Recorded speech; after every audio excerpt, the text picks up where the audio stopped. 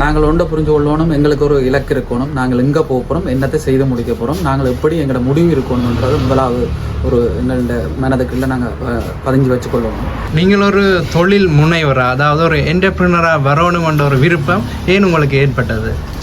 இந்த நாட்டின் யுத்தமும் ஒரு காரணம்.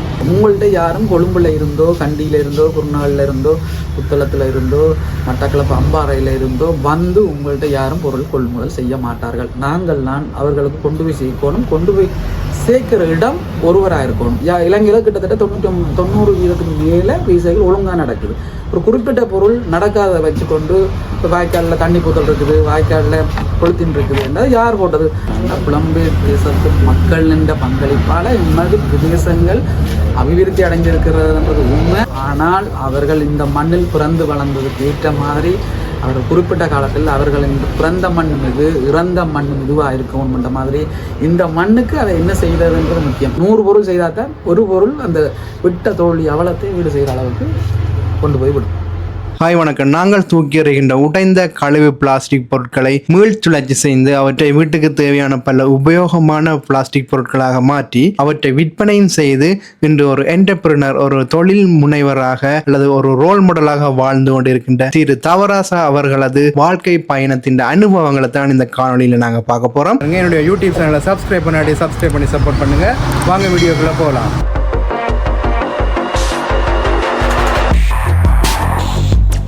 வணக்கம். நான் யாழ்ப்பாணத்தில் பிளாஸ்டிக் இண்டஸ்ட்ரியல் வச்சுருக்கிறேன். நான் தான் இந்த ஃபேக்ட்ரியின் முகாமையாளராகவோ ஒரு முயற்சியாளரோ இருந்து கொண்டிருக்கிறேன். என்ன இப்போ யாழ்ப்பாணத்தில் பெரும்பாலும் அனைவருக்கும் தெரிஞ்சு யாழ்ப்பாணம் வடக்கு ஃபுல்லாகவே என்ன பெரும்பாலும் தெரிஞ்சிருக்கு, டயனா பிளாஸ்டிக்னா தெரிஞ்சிருக்கு. அதை ஒரு சிறப்பான முறையில் வழி நடத்துகிறேன் என்று நான் நினைக்கிறேன். நீங்கள் ஒரு தொழில் முனைவராக, அதாவது ஒரு என்டர்பிரினராக வரணுமென்ற ஒரு விருப்பம் ஏன் உங்களுக்கு ஏற்பட்டது? இந்த நாட்டின் யுத்தமும் ஒரு காரணம். அதை தாண்டி எல்லோரும் வெளிநாட்டுக்கு போய் கொண்டிருக்கும்போது என்னால் போகவே முடியாது. காரணம் என்னோடய குடும்ப சூழல். அதை நான் மீட்டெடுக்கணும்னு சொன்னால் நான் இங்கே ஏதோ ஒன்று செய்யணும். ஏதோ ஒன்று செய்கிறதுக்கு கல்வி அறிவு போதாமை.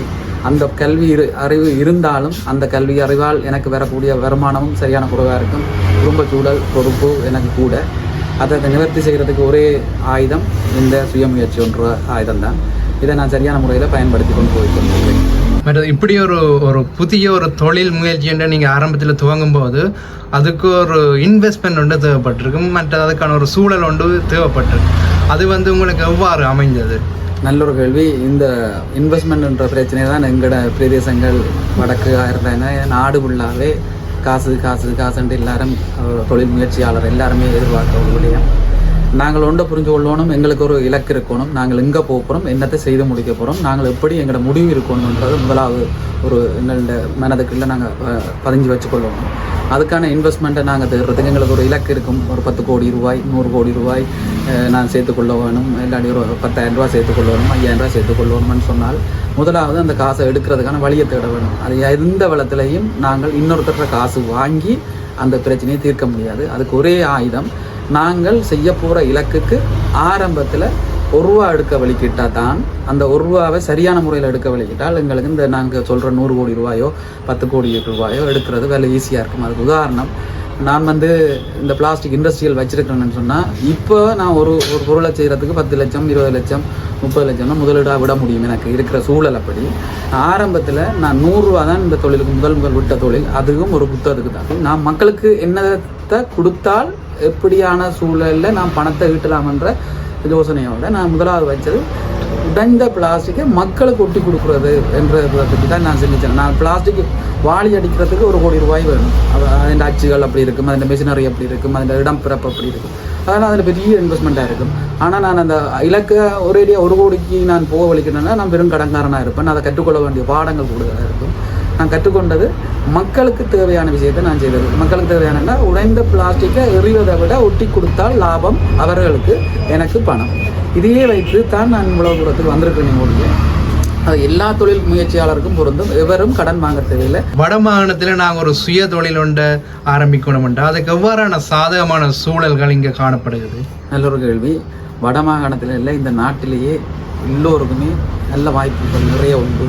காரணம் நாங்கள் எந்த ஒரு தொழிலை செய்கிறதாங்க இன்னொரு பொருளாக இருந்தாங்க நாங்கள் இன்னத்தை எங்களை சுற்றி இருக்கிற பொருளாக பார்த்தாலும் அத்தனை பொருளும் ஏதோ ஒரு நாட்டிலிருந்து வந்ததாக தான் இருக்கும்.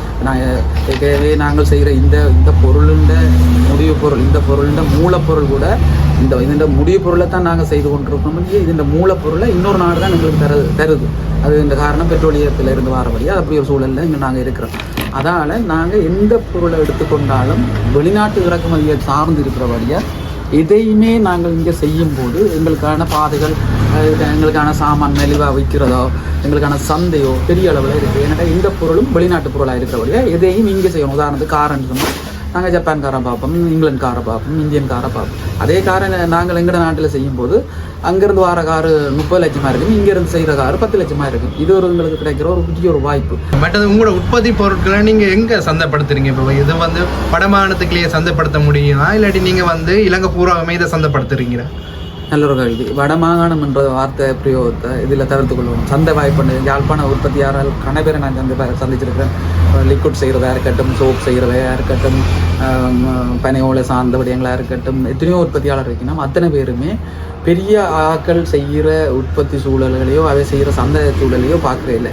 அவர்கள் தாங்களே உற்பத்தி செய்து போட்டு தங்கள்கிட்ட ஆக்கள் வந்து வாங்கணுன்ற குறுகிய மனப்பான்மையோடு இருக்கணும். இன்னொரு கடைக்காரன் கூட லாபம், அதாவது நான் ஒரு உற்பத்தியாளர், நான் கொண்டு போய் ஒரு டிஸ்ட்ரிபியூட்டர் கம்பெனி அதாவது தொகையாக பொருளை எடுத்து நாடுக்குள்ளே சப்ளை செய்கிறவர்களுக்கு தான் நான் பொருள் கொடுக்கணுமே ஒழிய நானே மக்களுக்கு விற்கணுமெண்டா என்ன தெரிஞ்ச மக்கள் 100 பேர் தான் என்னட்ட வரையணும். உதாரணத்துக்கு நான் யாழ்ப்பாணத்தில் பொருள் செய்கிறேன், யாழ்ப்பாண மக்கள்லாம் என்னட்ட வாங்கணுமெண்டா யாழ்ப்பாணத்தில் இருக்க சனத்தொகையை நாங்கள் அரசு ரூதியாக நான் கணிக்கணும். 3 லட்சம் பேர் இருக்கணும். 3 லட்சம் பேருக்கு என்னுடைய இந்த சீப்பை மட்டும் நான் என்னென்னு கொடுக்கும். 3 லட்சம் பேருக்கு 30,000 சீப்பு வருது. அப்போ எந்த பொருளை எத்தனை பேர் வாங்க போயணுமெண்டா ஆக ஒரு 5000 பேர் வாங்கிக்கணும். இல்லை மிச்சம் அவ்வளோ பேர் சீப்பை. ஆனால் நாடுன்றது பெருசு, கிட்டத்தட்ட 2 கோடி பேர் இருக்கணும்னு சொன்னால் என்னுடைய பொருளை இப்போ நான் கொண்டு போய் சேர்க்க வேண்டிய இடம் கொழும்போ கம்பகாவோ இது ஒரு பெரிய சந்தை வாய்ப்பு உள்ள மாவட்டங்களில் நான் ஒருவர்கிட்ட அங்கே கொடுத்தேன்னா அவர் நாடு ஃபுல்லாக இருக்கிறவருக்கு என்னுடைய பொருளை இருப்பேன்.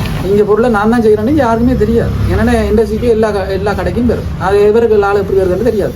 நாங்கள் கொண்டு ஒரு மெயினாக இருக்கிற ஒரு ஆளுக்கு தான் கொடுப்போம். உங்கள்கிட்ட யாரும் கொழும்புல இருந்தோ, கண்டியில் இருந்தோ, குருநாளில் இருந்தோ, புத்தளத்தில் இருந்தோ, மட்டக்களப்பு அம்பாறையில் இருந்தோ உங்கள்கிட்ட யாரும் பொருள் கொள்முதல் செய்ய மாட்டார்கள். நான் அவர்களுக்கு கொண்டு போய் சேர்க்கணும். கொண்டு போய் சேர்க்கிற இடம் ஒருவராக இருக்கணும்.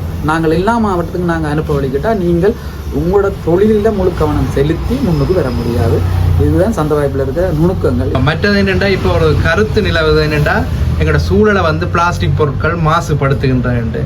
ஆகவே எங்களோட அன்றாட வாழ்க்கையை இப்படியான பிளாஸ்டிக் பொருட்கள பாவனைகளை இன்றி கொண்டு நடத்த முடியும் என்று நீங்கள் நினைக்கிறீங்களா? இல்லை, இதில் நீங்கள் இப்போ நல்ல கேள்வியும் தான். ஆனால் இதில் ஒரு பெரிய ஒன்றை புரிஞ்சு கொள்ளணும். நாங்கள் எங்களோட உடம்புகளில் இருக்கிற எத்தனையோ எலும்புகள் தேய்மானங்கள், கண்கள் பிரச்சனைகள், கண்ணுக்கு வைக்கிற லென்ஸாக இருக்கட்டும், அந்த கண்ணுக்கு வைக்கிற லென்ஸ் கூட பிளாஸ்டிக் கண்ணாடி தான் நாங்கள் வைப்படுது ஒழிய கிளாஸுகளை கொண்டு போய் கண்ணாடிகளுக்கு வைக்கல. அதாவது எலும்பு முறிவுகள், தையல், உடம்புக்குள்ளே தைக்கிற அந்த நூல் அத்தனையுமே பிளாஸ்டிக் தான். நாங்கள் போட்டிருக்க உடுப்பு கூட பிளாஸ்டிக் தான். இந்த பிளாஸ்டிக் எங்கேருந்து இந்த பூமியிலேருந்து தான் வந்தது. அதாவது நாங்கள் சரியான முறையில் மக்களாகிய நாங்கள் கையாலே அதை என்ன சொல்கிறது, ரீசைக்கிளுக்கு உட்படுத்துகிறேன். உதாரணத்துக்கு ஒரு சொப்பின் பேக்குன்னா 1 கிலோ கட்டுன்னு சொல்கிறது, ஒரு கட்டு நல்ல சின்ன கட்டை பிரித்து போட்டோம்னா இந்த அரை ஃபுல்லாக சொப்பின் பேக் ஆகிரும். அதை பார்த்தா சுற்றுச்சூழல் கூட ஆண்டு வரும். ஏன்னா அந்த சுற்றுச்சூழலில் அந்த பிளாஸ்டிக் நாங்கள் சரியான முறையில் ரீசைக்கிளுக்கு உட்படுத்தாதது தான் இங்கே ஒரு மெயின் காரணம். ஒரு பலசரக்கு கடையில் சொப்பின் பேக் ஃப்ரீ என்று கொடுக்காமல் அதுக்கு 2 ரூபான்னு பில்லில் போட பழகணும். சொப்பிங் பேக் 10 ரூபான்னு பில்லில் போட பழகணும். அப்போ ஏன் நான் சொப்பிங் பேக்கை 10 ரூபாய்க்கு நான் வாங்குவோம், ஏன் நான் சொப்பிங் பேக்கை 20 ரூபாய்க்கு வாங்கணும், நான் வீட்டிலேருந்து கொண்டு போகலாம், சொப்பிங் பேக்கை வீட்டிலேருந்து கொண்டு போகலாம்னா அந்த எண்ணிக்கையை தான் குறைக்கலாம் ஒழிய பிளாஸ்டிக்கை கொளுத்தினா நிப்பாட்டுறதுல வேலை இல்லை. அந்த பிளாஸ்டிக் திருப்பி இங்கே பார்க்குற பொருளாக தான் வருது. நீங்கள் எறிஞ்ச சொப்பினோ நீங்கள் எறிஞ்ச பிளாஸ்டிக்கோ கடைசியாக முடிவு பொருள் இப்படி ஒன்றாக தான் வருது. அப்போ அது ரீசைக்கிள் இலங்கையில் கிட்டத்தட்ட 90% மேலே ரீசைக்கிள் ஒழுங்காக நடக்குது. ஒரு குறிப்பிட்ட பொருள் நடக்காத வச்சுக்கொண்டு இப்போ வாய்க்காலில் தண்ணி பூத்தல் இருக்குது, வாய்க்காலில் கொளுத்தின் இருக்குது என்றால் யார் போட்டது? அரசும் போடையில், நீங்களும் போடையில், நானும் போடையில் என்றால் மக்களும் போடையில்னா யார் போட்டது? வானத்தின் கடவுளாக போட்டது கிடையாது. நாங்கள் தான் போட்டிருக்கோம். நாங்கள் தான் போடையும் கூடாது. நாங்கள் தான் போட்டிருக்கோம், நாங்கள் தான் போடையும் கூடாது. அப்போ போடக்கூடாதுன்னா எங்களுக்கெல்லாம் சிந்தனை வரணும். ஒன்றில் அதை அப்புறப்படுத்துறதுக்கு அரசு வந்து சரியான முறையில் டேக்ஸை கூட எடுத்து இது சார்ந்த டேக்ஸுகளை கூட எடுத்து அதுக்கான வழியில் அரசாங்கம் அதை நிவர்த்தி செய்யணும். 1 கிலோமீட்டருக்கு ஒரு டஸ்ட்பின் இருக்கிற இடத்துல அதை ஒரு கிலோமீட்டருக்கு ஒரு டஸ்ட்பினை வச்சு போட்டு அந்த டஸ்ட்பினுக்கு எங்களை போடுற மாதிரியான சூழலை உருவாக்கணும். பொது கேமராக்கள் ரோட்டில் போடுறாக்களை உடனடியான தண்டனையில் கூடுதலாக கொடுக்கணும். அதுகளை நாங்கள் சிந்திச்சு நாங்கள் போட மாட்டோம். ரீசைக்கிள் எல்லா சொப்பினுமே வேறும். இது வந்து தப்பாக நினைக்கிறதுக்கு இங்கே ஒன்றும் இல்லை. பிளாஸ்டிக்கால் எந்த கெடுதலும் இல்லை. இன்றைக்கு பிளாஸ்டிக் இல்லாத எந்த உபகரண தொகுதியும் இல்லை. இப்பொழுது இலங்கையில் இருக்கிற கல்வி முறைமை வந்து ஒருவரை வந்து ஒரு சுய தொழில் முனைவராக உருவாக்கக்கூடிய அளவுக்கு இருக்கிறதா? நிச்சயம். இலங்கையில் இருக்கிற கல்வி முறை ஒன்று நாங்கள் கவனித்த இடத்துல பார்த்தோம்னா, நாங்கள் ஒரு தொழில் துறையில் இருந்து ஒரு முன்னேற்றமாக இருக்கிற இடத்துல பார்த்தோம்னா, எங்களோட கல்வியால் நாங்கள் இதை படித்து வரையில் எங்களோட அனுபவத்தாலையும் எங்கள்கிட்ட கேட்டு நாங்களாக வெளியில் கற்றுக்கொண்டு தான் இங்கே வரோம். இந்த கல்வி வந்து நாங்கள் வேடுவர் காலத்தில் இருந்து வந்த வெள்ளக்காரர் ஆட்சி காலத்தில் எங்களை நிர்வாக கட்டமைப்புக்குள்ள வெள்ளக்காரர் எங்களை கொண்டு வரதுக்காக உருவாக்கப்பட்ட கல்வி முறையை தான் இன்று வரைக்கும் இருக்குது. எங்களோட நாட்டு சூழலுக்கு ஏற்ற கல்விகளை மக்களுக்கு இன்னும் எங்களோட அரசுகள் கொண்டு வரையில் என்பது எனக்கு என்னுடைய தனிப்பட்ட பிரச்சனை, தனிப்பட்ட கருத்துக்களாக இருக்கலாம். நாட்டில் இருக்கிற பெரிய கல்விமான்கள் அதை வித்தியாசமாக சொல்வார்கள். என்னுடைய கல்வி பார்வை இந்த மாதிரி நானும் 3 பிள்ளைகளை பெற்றிருக்கிறேன். அவை வந்து இந்த தொழிலுக்கு வருவினமான்றதுக்கு நிச்சயம் இல்லை. காரணம், அவைக்கு தொழிற்கல்வியை விட அரசு பக்கம் திரும்பி போகிறது வந்து ஈஸி மாதிரி. அதாவது நாங்கள் ஒரு மாதத்துக்கு 5 லட்சம் உழைக்கிறத விட ஒரு மாதத்துக்கு அரசு கொடுக்குற 50,000 காணுமென்ற சூழலை அரசே உருவாக்கி வச்சிருக்கு. ஒரு மனிதனை ஒரு தன்னிறைவான சூழலில் வாழ பண்ணுறது மனநிலையை உருவாக்க வேண்டியது அரசு தான். அரசுக்குரிய டேக்ஸும் வந்து எங்கள்கிட்ட இருந்தால் பெறணும். அரசுக்குரிய நாட்டை அபிவிருத்தி செய்ய வேண்டியதும் மக்கள்கிட்ட இருந்து எங்கள்கிட்டங்கிறது மக்கள்கிட்ட இருந்தால் பெறணும். அப்போ அதனால் அரசு கொடுக்குற கல்வி வந்து எங்களை ஒரு வழிகாட்ட கல்வியை தான் தருது. மிச்சத்தை வந்து நாங்கள் தான் கற்றுக்கொள்ளணும். உதாரணத்துக்கு என்னென்ன துறையை செய்ய போகிறோமோ அது அனைத்தையுமே ப்ரைவேட்டாக காசு கட்டி படிக்கிற சூழலாம் உலகம் இல்லாமல் இருக்குது. உங்களை மாதிரி தொழில் முயற்சியாளர்களுக்கு புலம்பெயர் தமிழர்கள் எவ்வாறு சப்போர்ட் பண்ணினேன்? நல்ல ஒரு கேள்வி. என்னை பொறுத்தவரையில் புலம்பெயர் தேசத்து மக்கள் எங்களே கூட இப்போ எனக்கு கிட்டத்தட்ட 48 வயசு 50 வயதாக போகுது. இந்த கட்டத்தில் இருக்கும்போது நான் என்ன சொல்ல வரேன்னா, புலம்பெயர் தேசத்து மக்கள் என்ற பங்களிப்பால் இம்மாதிரி பிரதேசங்கள் அபிவிருத்தி அடைஞ்சிருக்கிறதுன்றது உண்மை. ஆனால் அவர்களால் இங்கே ஆடம்பரமான வீடுகள் வந்தது உண்மை, ஆடம்பரமான வித்தியாசமான வாழ்க்கை முறை வந்ததுன்னு உண்மை. பணமும் எங்களுக்கு அளவு உண்மையான, அதாவது என்ன சொல்ல, டூரிஸ்ட் வெளிநாட்டு அந்நிய செலவாணி காசுகள் வந்து கொண்டு இருக்கிறதுன்றது உண்மை. ஆனால் அவர்கள் இந்த மண்ணில் பிறந்து வளர்ந்ததுக்கு ஏற்ற மாதிரி அவர் குறிப்பிட்ட காலத்தில் அவர்களின் பிறந்த மண் இது இறந்த மண் இதுவாக இருக்கணும்ன்ற மாதிரி இந்த மண்ணுக்கு அதை என்ன செய்கிறதுன்றது முக்கியம். அவர்கள் தங்களோட ஊருக்கு, தங்களோட உறவினர்களுக்கு, தங்களோட சொந்தத்துக்கு, தங்களோட நண்பர்களுக்கு ஒரு வீடை கட்டி கொடுத்து எந்த பிரயோசனம் இல்லை. அது உங்களுக்கு வாழ்கிறதுக்கு அங்கே வீடு இருக்குது, வெளிநாடு வீடு இருக்குது. அந்த வீடு நீங்கள் இந்த நாட்டுக்கு, இந்த நாட்டில் பிறந்ததுக்கு இந்த நாட்டில் என்ன செய்கிறீங்கன்னு சொன்னால், இங்கே அங்கே போய் நீங்கள் 10 பேருக்கு கீழே நின்று வேலை செய்கிறீங்க. இப்போ 100 பேருக்கு நீங்கள் அங்கேயே வேலை கொடுக்குறீங்க. அதே 10 பேருக்கு கீழே உங்களுக்கு கீழே இங்கே 10 பேர் வேலை செய்யணும், உங்களுக்கு கீழே 100 பேர் வேலை செய்யணும்ன்ற கற்பனையில் இருக்க வேணும். அதை விட்டு வீடை கட்டி கொடுக்குறது, கோயிலை கட்டி கொடுக்குறது, ரோட்டை போட்டு கொடுக்குறது, கஷ்டப்பட்ட மக்களுக்கு நீங்கள் உதவி செய்து கொண்டு இருக்கிறதால எந்த பிரயோஜனம் இல்லை. நானும் ஒரு கஷ்டப்பட்டேன்னு சொல்லி கொண்டு இருக்க முடியாது. நான் 100 ரூபாயிலேருந்து இன்றைக்கு கோடிக்கணக்கு உழைச்சி கொண்டு எனக்கு நீங்கள் உதவி செய்ய, இப்போ கஷ்டப்படுறேன்னு அழுகுறேன்னு சொன்னால் நீங்கள் எனக்கு உதவி செய்து எந்த பிரயோஜனம் இல்லை. ஏனெண்டா அந்த உதவியை வாங்கினா அந்த நீங்கள் கொடுக்குற 1 லட்சம் ரூபா காசை எப்படி நிர்வகிக்கிறேன்ற வல்லமையே எனக்கு இல்லை. அப்படி இருக்கிறதுல உங்களோட உதவி எனக்கு எந்த வளத்தில் உதவும்? ஒரு நாளும் உதவா. அப்போ நீங்கள் ஒரு ஃபேக்ட்ரி நடத்துகிறீங்க, நீங்கள் ஒரு கடை நடத்துகிறீங்க, நீங்கள் ஒரு ஹோட்டல் நடத்துகிறீங்கன்னா இந்த 1 லட்சம் ரூபா உதவிக்கு பதிலாக என்ன தூக்கி அந்த ஹோட்டல்லே வேலைக்கு போடலாம். அதே உதாரணத்துக்கு ஒரு கால் இல்லாத ஆளுக்கு நீங்கள் சைக்கிள் வாங்கி கொடுக்குறீங்கன்னா அந்த கால் இல்லாத ஆள் என்ன வேலை செய்கிறாரோ அந்த வேலையோட உருவாக்கி கொடுக்குறோம். அவருக்கு அந்த அவுட்புட்டை நீங்கள் வாங்கணும். உதாரணத்துக்கு தையல் மிஷினை நீங்கள் கொடுக்குறீங்கன்னா தலானி முறையை அவருக்கு தச்சு எடுத்து உங்களோட நாட்டில் போட்டு விற்று $1 அவருக்கு காசு கொடுங்க, உங்களுக்கு லாபம் எடுக்கும். இதுதான் என் கருத்து. அடுத்த இறுதியாக ஒரு கேள்வி, புதிதாக ஒரு தொழிலொண்டை துவங்குற ஒரு இளம் சமுதாயத்துக்கு நீங்கள் என்ன கருத்து சொல்ல விரும்புகிறீங்க? உண்மையிலேயே புதுசாக தொழில் தொடங்குறன்றது கட்டாயம் முக்கியம். அது சார்ந்த அறிவை, முதலாவது அறிவு எடுக்கிறத விட அது சார்ந்த ஒரு என்ன சொல்லணும், நாங்கள் ஒரு தொழில் தொடங்குறதுக்கு எங்களுக்கு ஒரு விருப்பம் பெறணும்.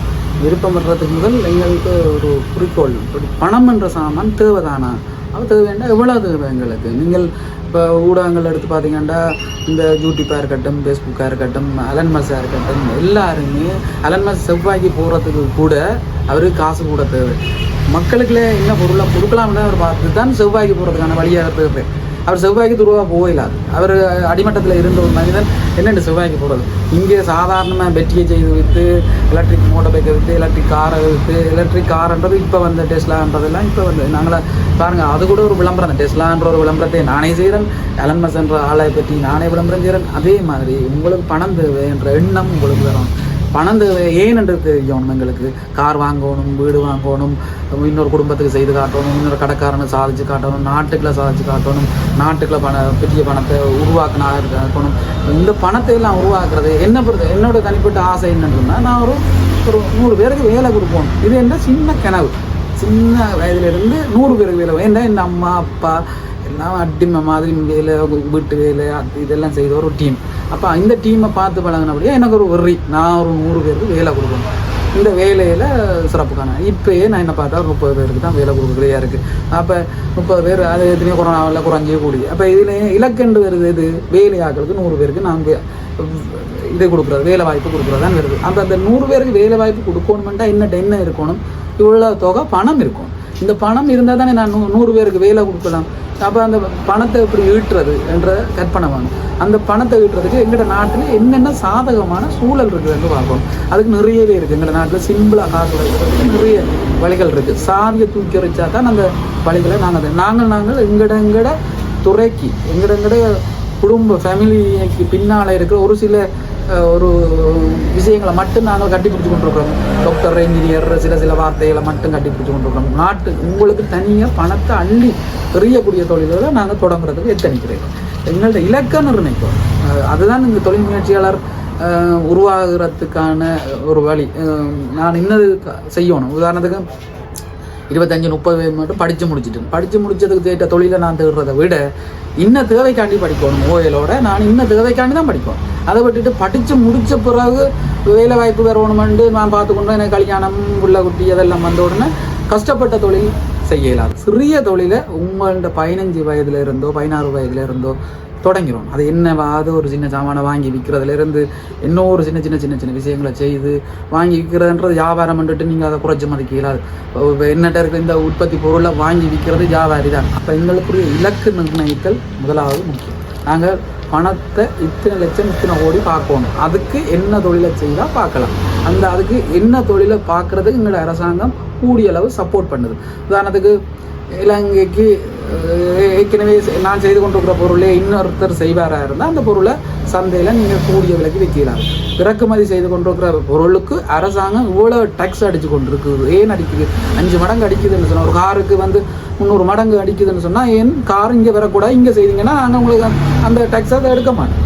அதுன்றதான் அரசு கருத்து. அப்போ ஒரு சீப்பை இறக்குறதுக்கு பல்லாயிரக்கணக்கான காசை கணக்கு டேக்ஸை கட்டுறோமான்னு சொன்னால், அந்த டேக்ஸை நாங்கள் இங்கே செய்தோம்னா அரசாங்கம் அதை எங்கள்கிட்ட அடிக்காது, இறக்குமதி பொருளுக்கு தான் அடிக்கும். அப்போ இந்த அரசின் கொள்கையில் கொஞ்சம் நாங்கள் பார்க்கணும். என்ன கொள்கையில் இங்கே எங்கட நாட்டுக்குள்ள இருக்கு. லாபம் கூடுறதுக்கு நாங்கள் அரசின் கொள்கையில் படிக்கணும். இந்த நாட்டில் என்ன தொழிலை தொடங்கினா என்ன மாதிரியான லாபம் கிடைக்கும் நாங்கள் தான் தீர்மானிக்கணும். என்ன பொருளை மக்களுக்கு கொடுக்க போகிறோம், எப்படி நேரம், எந்த நேரம், எப்படியான சூழலில் செய்து கொடுத்தா எது வெற்றியாளர். மற்ற இந்த பொருளையே 30 வருஷம் செய்கிறதுக்கு இல்லை. அடுத்த மாதமோ அடுத்த வருஷமோ நான் இதை முடல் மாற்றி ஆகும். ஒரே பொருளையே நாங்கள் செய்து கொண்டிருக்கல. எங்களை நிமிஷத்துக்கு மாற்றணும். நானே கிட்டத்தட்ட 5-6 வகையான தொழில் செய்கிறேன். இவ்வளோத்துக்கு காரணம் இப்படி செய்தால் தான் இப்படி முன்னேறலாம். இல்லைன்னு சொன்னால் நாங்கள் அப்படியே இருந்துட்டு போய். இதுதான் எனக்கு தெரிஞ்ச சுய முயற்சியாளர் கடைப்பிடிக்க வேண்டிய வெற்றி பாதைக்கான ரகசியம்.